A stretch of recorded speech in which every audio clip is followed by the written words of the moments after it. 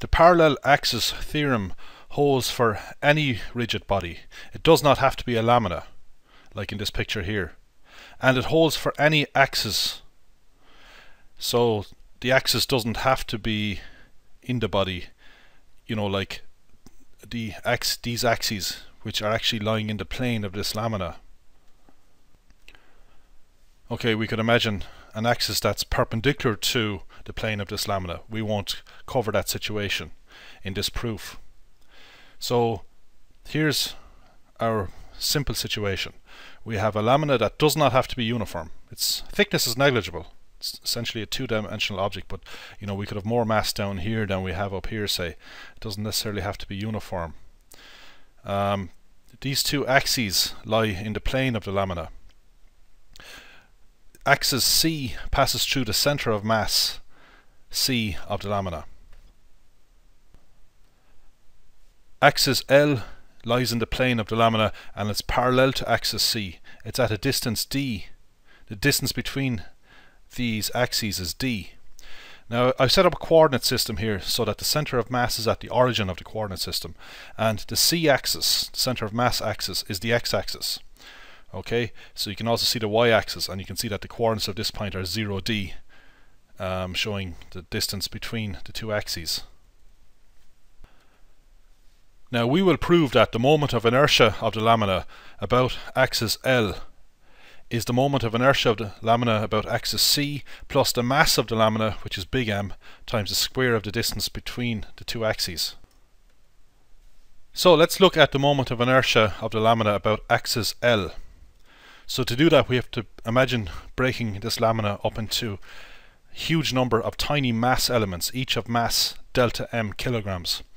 Now we normally take limits, you know, we would let delta m approach 0 and our sums become integrals, but we won't get onto that right away. Okay, let's just start with this particular mass element and consider its moment of inertia about axis L. So we need a distance of it to axis L. More precisely, of course, we need a perpendicular distance. Well, to find that distance, we could imagine getting its distance from the c-axis. So that would be this point here. We could call this distance r. Okay, so r is the distance of a point to the c-axis, because I want to relate distances to the l-axis to distances to the c-axis so that we can derive this relation. Okay, so if r, so the coordinates of this point would be 0, r. R is some positive number. So it's pretty clear that this distance here is just r minus d. It's very clear in this case that we just subtract. So the moment of inertia of delta m about the x-axis will be got by multiplying delta m by the square of that distance. Okay, so that's the definition of the moment of inertia of a point particle about an axis. Multiply the mass by the square of the distance to that axis. And of course we have to consider all the point particles that make up this lamina. The question is, does an expression of this form cover all the point particles? So let's take a mass element that's actually below this line L and see if this relation makes sense. Okay, so here's our delta m below the line. So what's the distance to the d-axis now? Well, you know, it's just this distance, which is d minus r. It's d minus r. So you might say that's different from r minus d, but it doesn't matter because we'll be squaring that. You see, if delta m was this mass down here, well, we would have to multiply delta m by the square of the distance. But you see, r minus d squared is just the same as d minus r squared. See, that's the beauty of squaring something. So even though r minus d is not equal to d minus r, you know, for example, 5 minus 3 squared is not, 5 minus 3 is not equal to 3 minus 5, but of course if we do the squaring, it doesn't matter. 2 squared equals minus 2 squared. So that's that situation. Now let's consider a mass element that happens to be below the c-axis. That's the last situation to consider. Now we should treat r as a coordinate. R is the y coordinate of this point. Okay, so in this situation r is negative. Okay, because we're below the x-axis. Actually, what we are really doing here is looking at vectors. But all the vectors lie in one direction, the vertical direction. So, subtraction is simple. We're just like subtracting numbers. But if the point is below the x-axis, r is negative.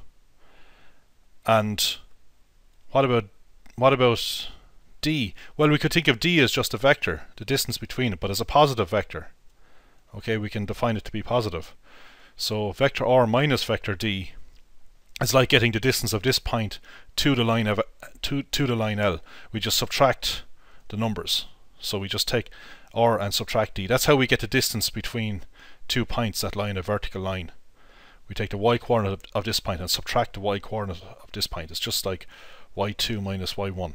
That's the distance, and we normally take the magnitude because we want the distance to be positive, but we're going to be squaring, so we don't have to worry about it being negative because we're going to be squaring here. We square a negative, we always get a positive, and that's what we want. The moment of inertia is a positive quantity.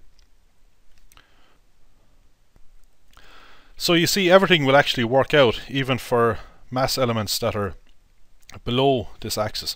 So I mean, I could put numbers to this if I just really want to hammer this home. Let's suppose that this is minus 5 here. Okay, the y coordinate of this point is we're only interested in the y coordinate. The x coordinate doesn't come into this.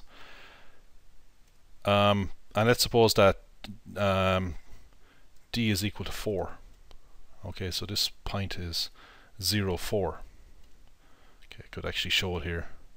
So now it should become clear that if we want the distance of this point to the L-axis, we take minus 5 and subtract 4, and we get minus 9. But of course we're going to be squaring that quantity. We're going to be squaring the distance, so we're going to get plus 81. So the distance of minus 5 to 4 is plus 9. Well, it comes out as minus 9, but as I said, we're squaring, so we don't have to worry about that. Squaring takes care of that. I'm squaring the difference of two vectors here. Now that doesn't actually make a lot of sense unless you know about the dot product of two vectors, and I won't go into that right now. I probably won't go into it at all, actually. It's not on this course. But more accurately, we should say that we're taking the magnitude of the difference of these two vectors and squaring the magnitude, because the magnitude is a number. So it makes sense to square a number. It makes no sense to square a vector. So if we just looked at r minus d without taking the magnitude, we'd be squaring a vector. Okay, so to be really pedantic, I could put in those lines. Alright, so this is what we're summing. But I mean, yeah, we sum over all the mass elements for the entire lamina. But I mean, since we can just treat vector r as the coordinate, just a number, say minus 5, we can just write r minus d. Just recognize that r can be positive or negative, depending on whether we're above the c-axis or below the c-axis. D, however, is a positive number. Okay, d is fixed. Okay, so let's expand this out. So we get r squared minus 2rd plus d squared.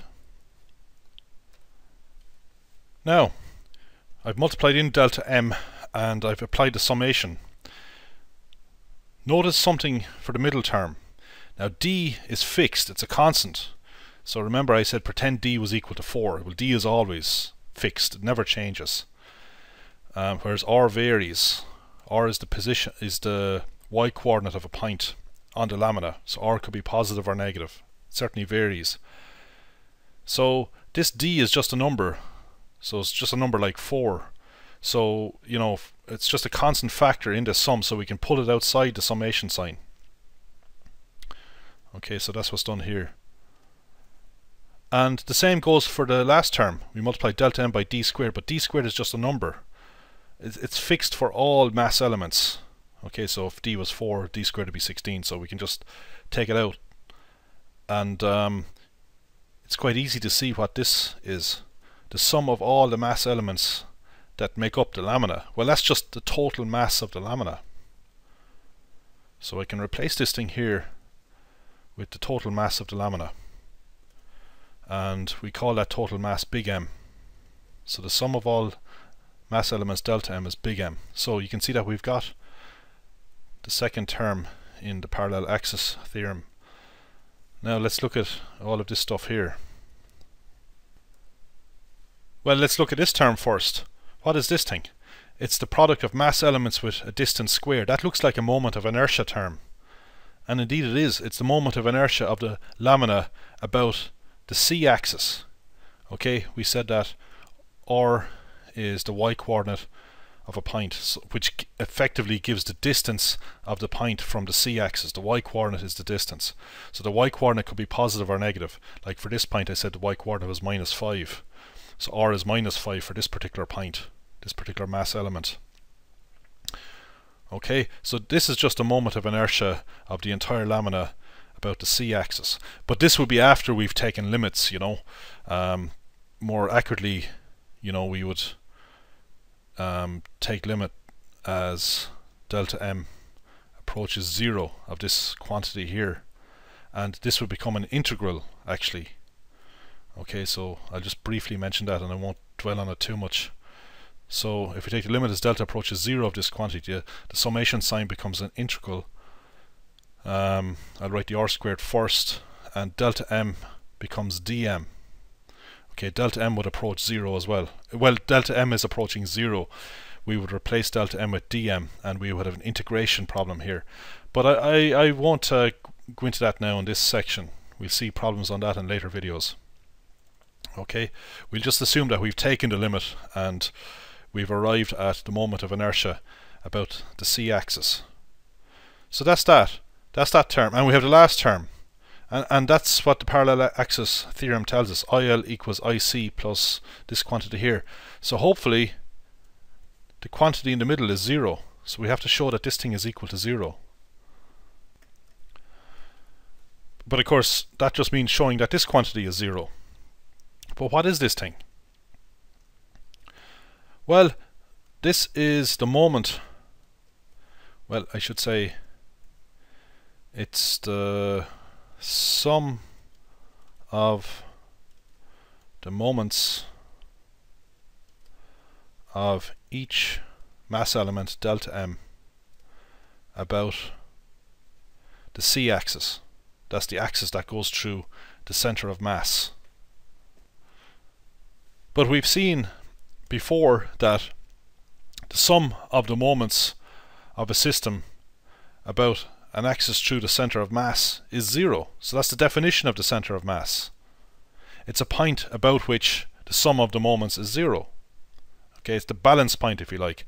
If we could place this object in a gravitational field, no matter which way we orient it, the moments due to gravity on one side would be equal to the moments due to gravity on the other side. Well, the moments due to gravity would be the weight of each particle, which is mg. But the g is just a constant. You know, we could just imagine pulling that out, and we could just talk about, you know, the moment just due to the mass in a sense, in a rough sense. In reality, moment is due to a force, and the force would be the force of gravity, mg. But the g is just a constant factor, so it makes no difference. So those moments would balance on either side, no matter which way we orient this lamina, as long as it's upright, or even if it's not upright, actually, if it's horizontal, it would balance at the point C. So that's the reason why this thing is 0. So we just have minus 2d by 0, which is 0. So hence the result. Now notice that the moment of inertia of the object about an axis through its center of mass is less than or equal to the moment of inertia about any other axis. You know, we can actually say that in general. You can see from the parallel axis theorem why that's so. Because md squared is always a positive number. M is obviously positive. D squared is always positive. So to get the moment of inertia about some other axis that's parallel to an axis through the center of mass, we have to add on this quantity. So we're always adding something on, something positive onto the moment of inertia about an axis through the center of mass. So that means that the moment of inertia about an axis through the center of mass gives us the minimum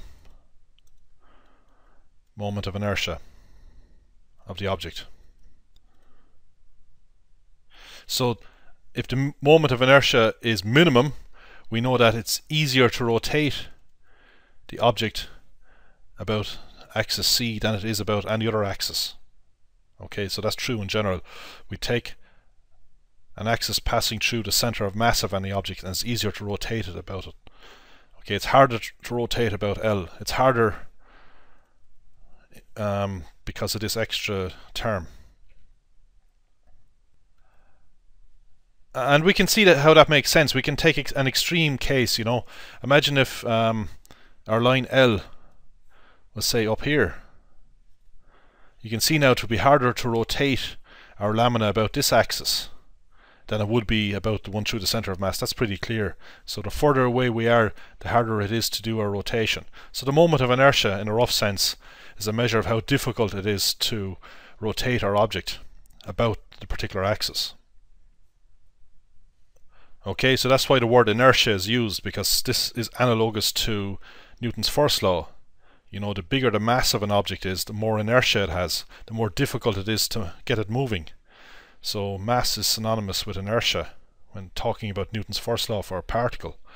But when we're talking about a rigid body and rotation, you know, we can't say inertia because the body is not a particle. So we have to talk about moments of that body. Moment is a torque or a turning force about an axis. So the meaning of moment of inertia is measure of how difficult it is to rotate the body about an axis. Now, as an aside, I just want to look at a more general case. So we have this mass, it's not necessarily a lamina, but we have axes that do not lie in the plane of this. You can see that they may be perpendicular to the plane. Well, they can actually be at any angle to the plane, but we'll assume that these two axes are perpendicular to the plane. One of the axes goes through the center of mass, okay, and another axis is parallel to this axis and at a distance d from it. So this is the L axis. So we're going to be considering the moment of inertia about this axis. So let's take a mass element, delta m. Here's the origin of our coordinate system. 0, 0, it's at the center of mass. I'll just put C there actually. So what do we need to do? We need to get the distance of our mass from the L axis if we want the moment of inertia of delta m about this axis. So the position vector from the origin is r, and the position vector of this axis is d. So from that we can consider the vector running from this axis to this mass. We just subtract r minus d. Okay, that's easy to see. If we add d onto r minus d, we get vector r. So that's the vector running from the axis to the mass element, and we want to get its magnitude. So that'll give us the distance of the mass element to this axis, and we want to square that distance.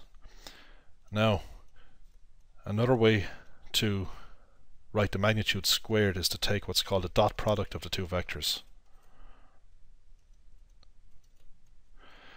So if you haven't seen this, you can skip it, but for anyone who has, what I will do is just run through this here.